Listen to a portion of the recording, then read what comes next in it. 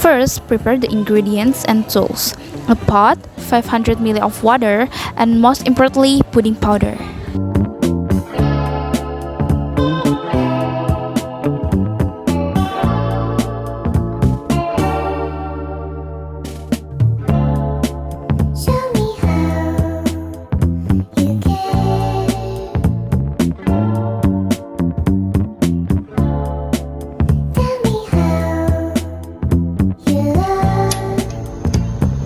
And then turn on the stove and stir until boiling.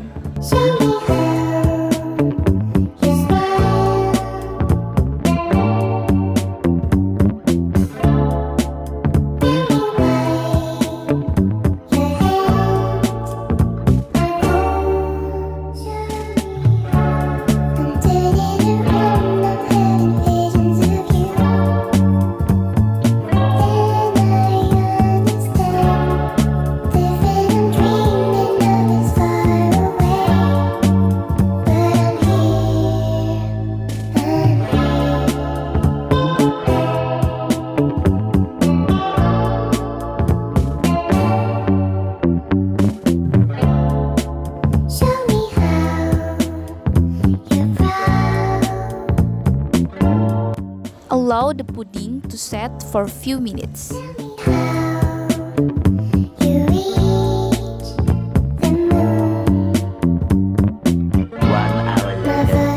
Once set, place the pudding in the refrigerator to cool. 2 hours later. And finally, the dessert is ready.